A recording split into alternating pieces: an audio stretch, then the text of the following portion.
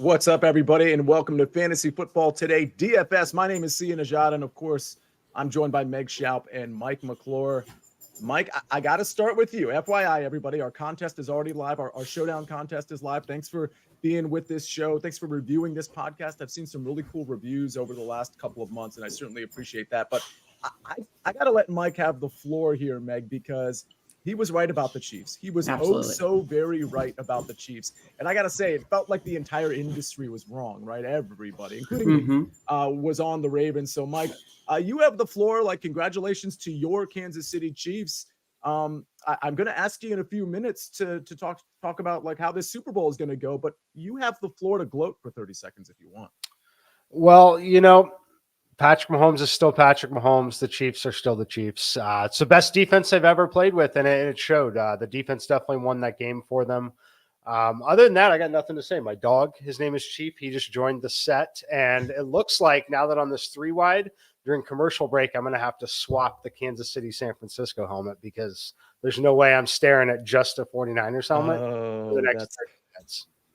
Well, then we're just going to have to not go to a break this entire show. By the way, spoiler alert. Meg, let me ask you, not about what happened before, but let's get things started. So just so everybody knows, we have this show, of course, but we're still 9 days away from the Super Bowl. So our DFS concentration, our showdown, like really the lineup build and all of that, that's going to be mostly for next Thursday. What we're going to talk about now is just as important and a lot more fun and has a lot of betting implications. We're going to talk about game scripts, like how we think these games are going to go.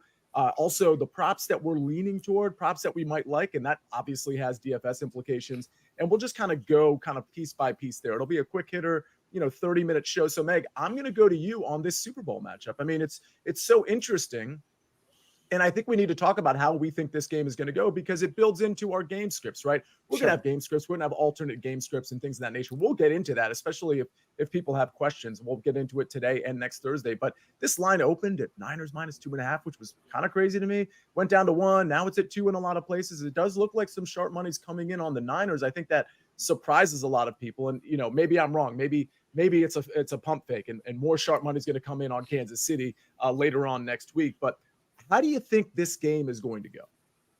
Yeah, and as we get into props, I definitely am much more interested in and spend my money and betting resources on props and the anytime touchdown market than I do sides and totals. So full disclosure there. So but I think as far as this game's going to go, I think it's about right that I personally think it could be a pick 'em. I think I would not be shocked at the end of Sunday night either way. So to me, it makes it hard for me to make a stand one way. And so I'm going to play this as far as game script mostly as a very close game. And we'll get into this more when we get into props, but you can attack both of these teams on the ground. So I think it could be a slower paced game. Maybe I'm a little more interested in the under.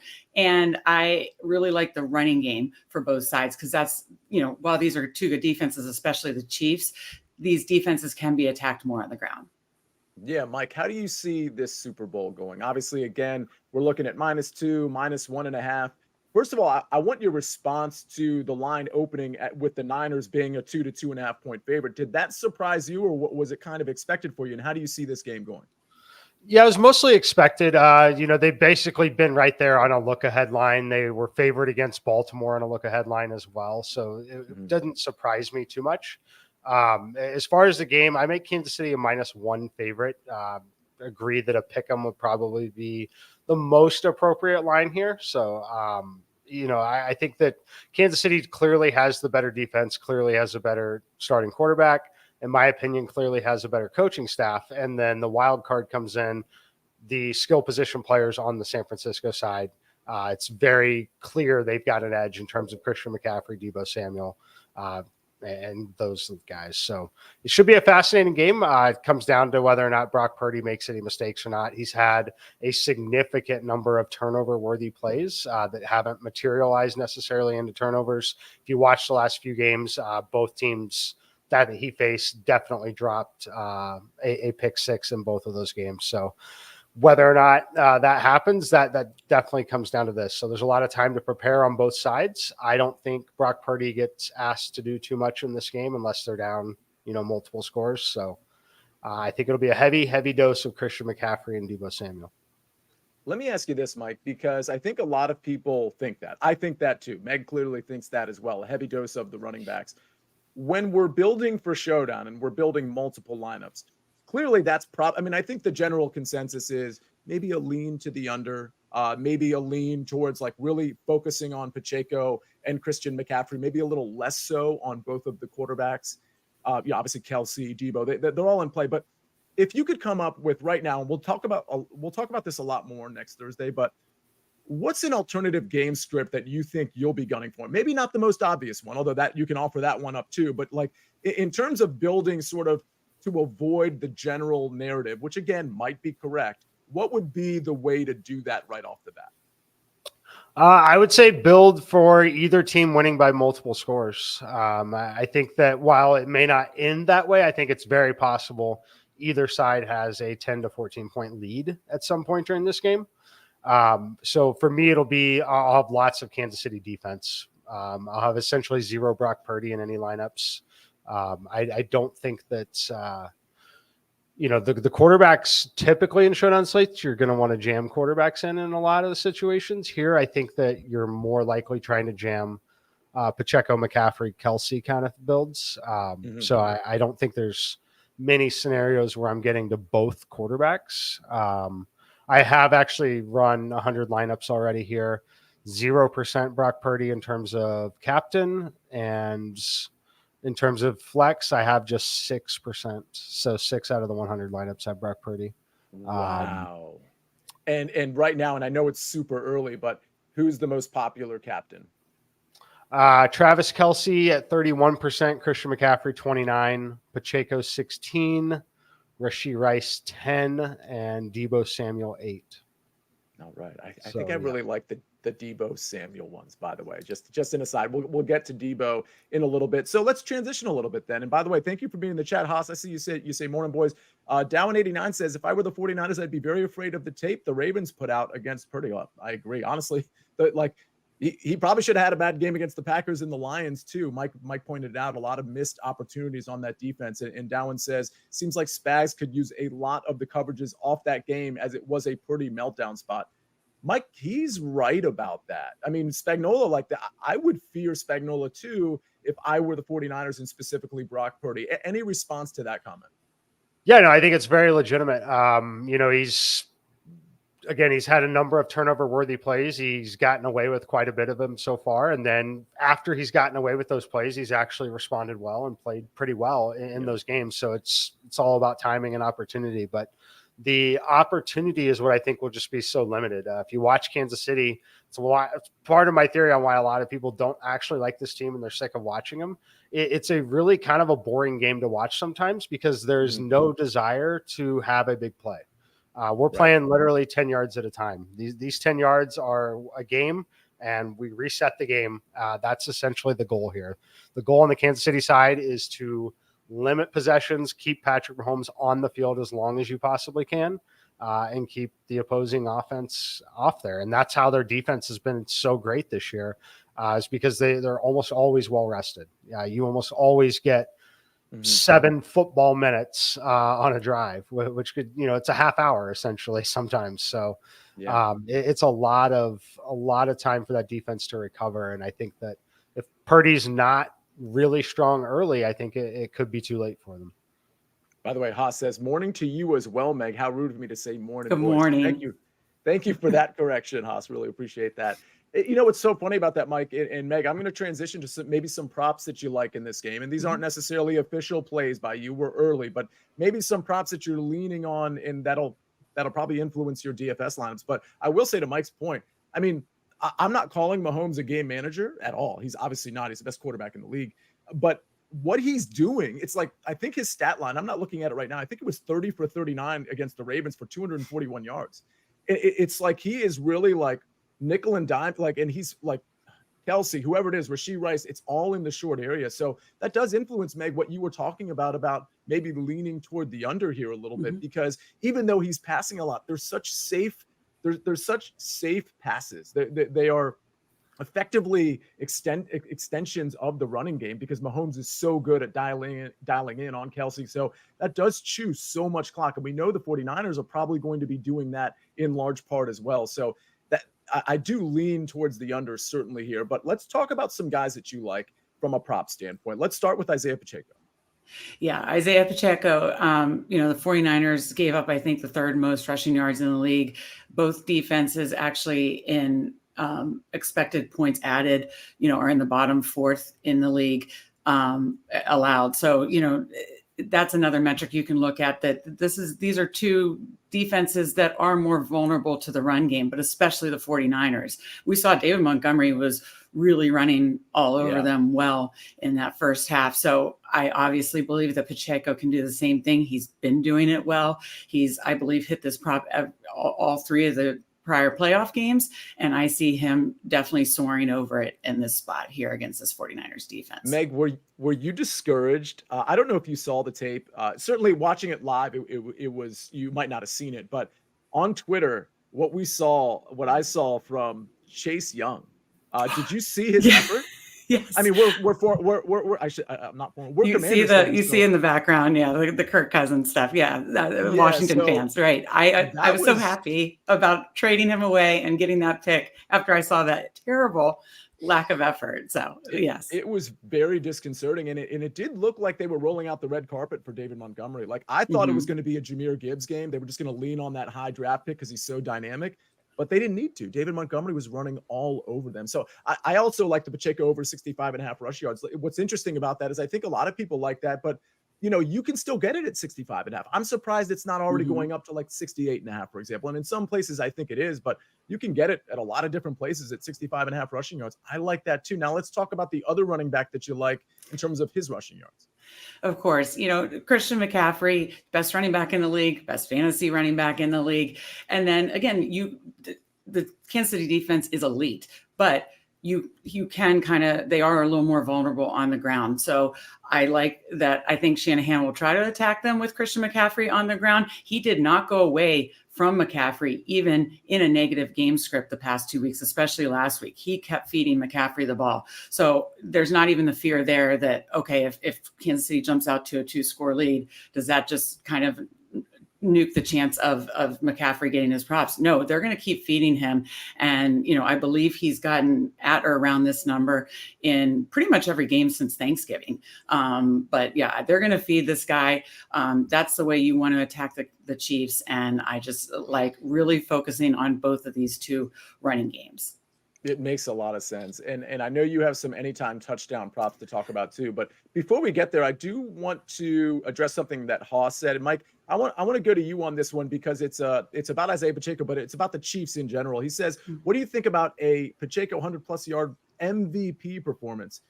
Mike, that's pretty much an impossibility, right? I don't want to use the word impossible, but if the Chiefs win this game, and it's part of the reason that I think if you like the Chiefs to win this game, you may as well bet Patrick Mahomes as the MVP, which I believe is at like plus 130 instead of taking like the plus 100 or plus 105 for the Chiefs to win the Super Bowl. I don't see a scenario where Patrick Mahomes doesn't win the MVP if the Chiefs win. Your response?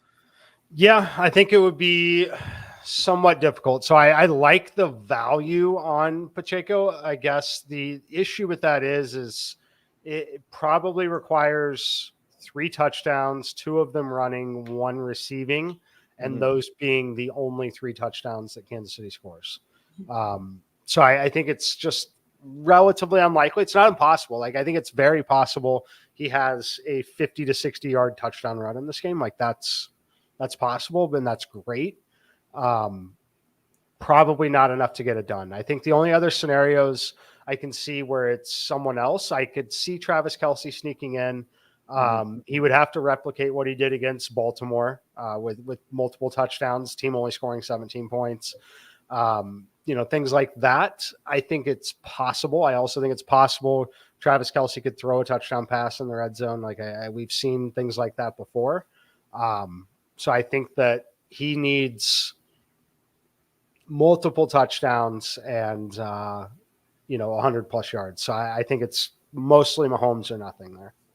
Down 89, referencing 2019 when we had, I think, the same Super Bowl matchup. Of course, it was San Francisco losing a 21-10 lead in the fourth quarter. And actually, what's funny is Kansas City ended up winning that game by double digits, that Super Bowl game. But he said, if Damian Williams can't win the MVP with 3 touchdowns, I can't imagine how Pacheco could. Was it 3 or 2 for Damian Williams? Was it 3?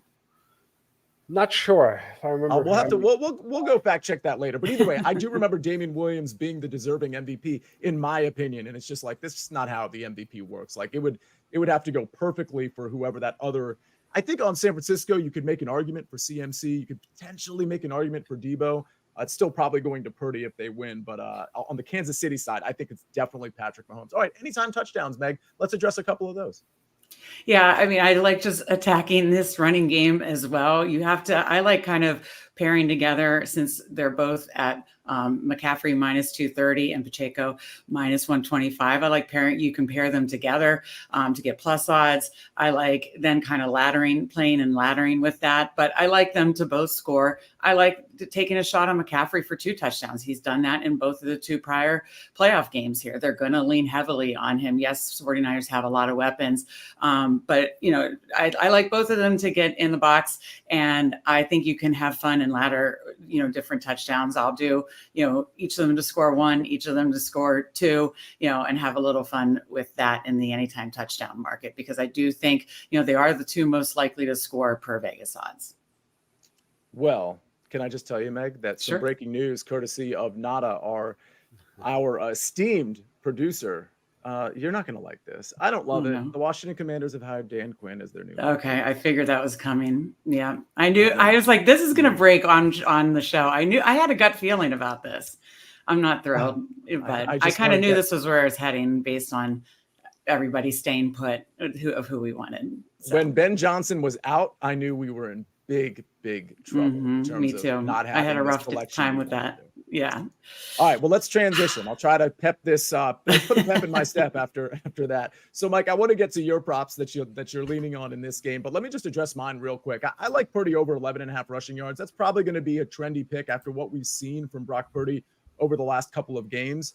Still, I don't think the number's high enough in spite of the fact that it's already probably pretty trendy.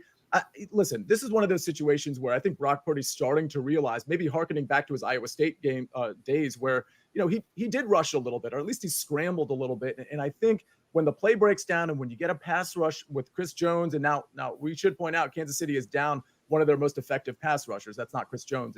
It's somebody else who tore his ACL. But the long and short of it is, I think Purdy recognizes that his legs can kind of work to get first downs. He's doing it a lot more. He's pulling the ball down against the pass rush. So I think 11.5 rush yards is still a pretty modest amount here. I also like Pacheco over 65.5 rushing yards for the same reasons that Meg already pointed out. And here's a fun prop.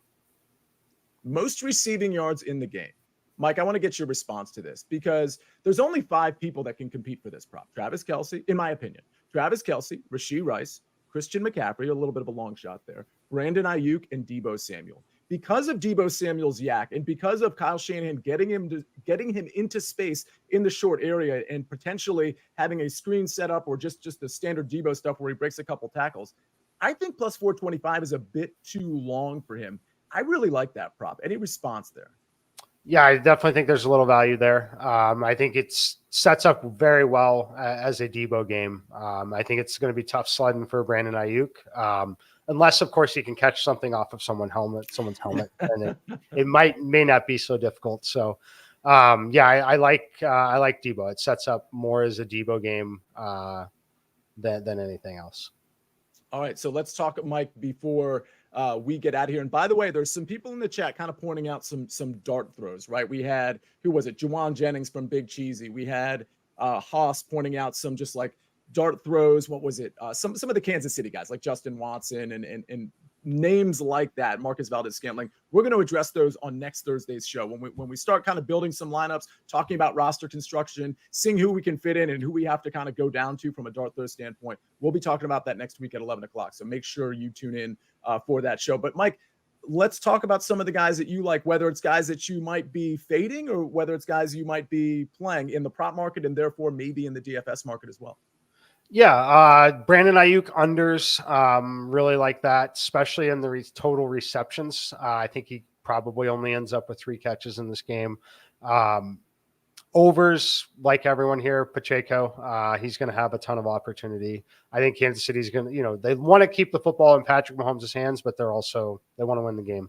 And they know that Pacheco, I think he's going to be good enough to continue to keep drives alive, name of the game in Kansas City, keep the clock running as much as you possibly can.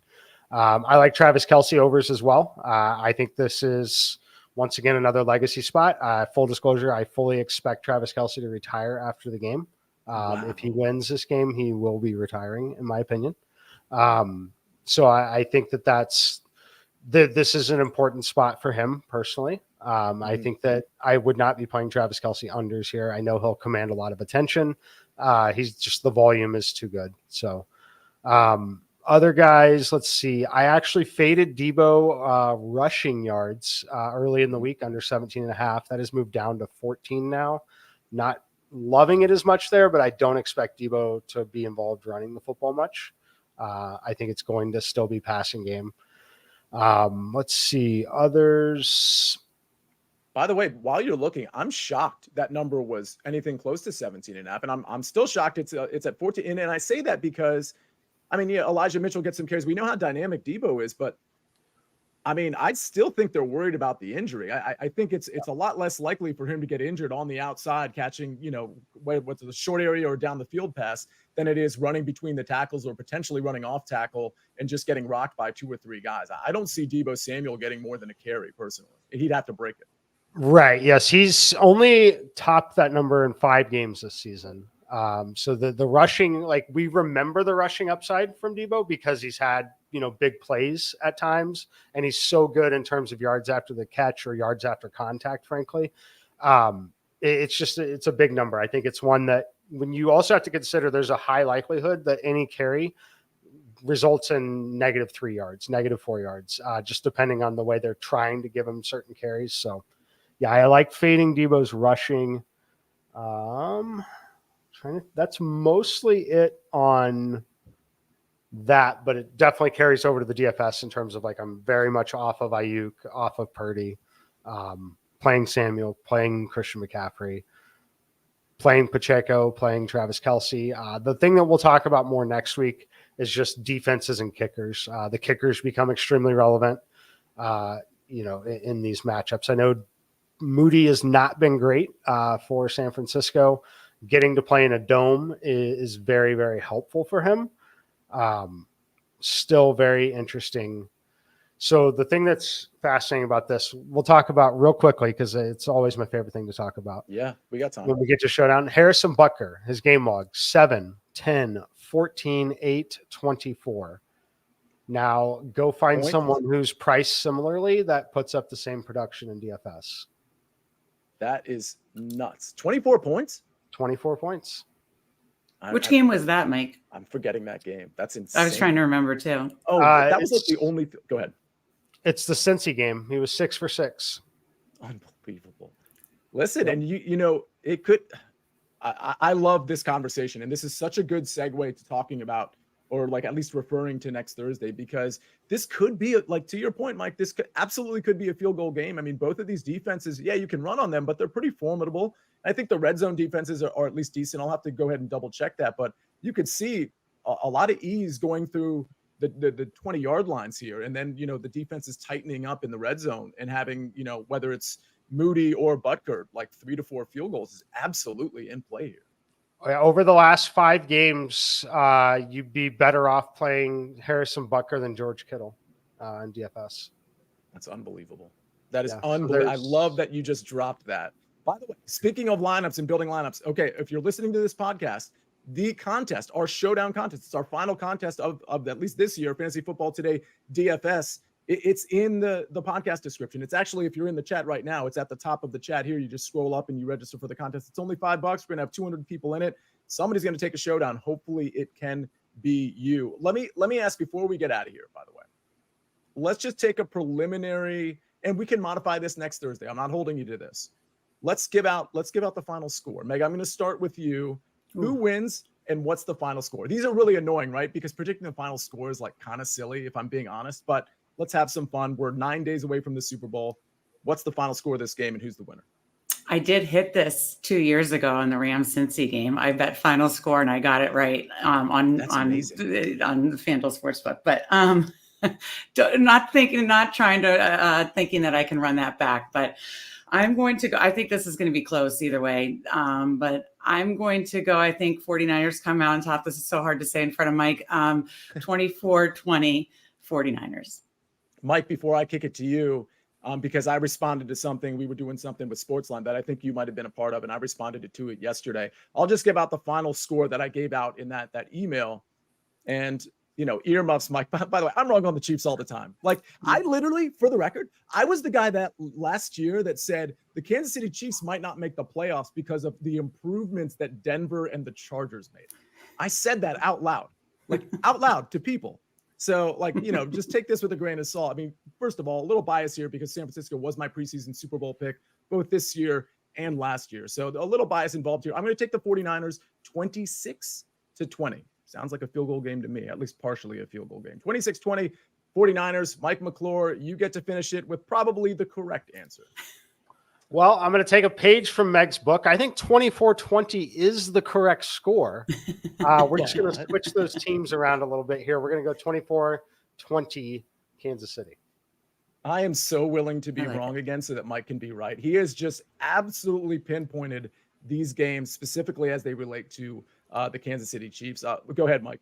Yeah, and one more thing out there for the Niner faithful that love Jake Moody. You probably are encouraged to see 20 points because that means he probably kicked 2 field goals, right?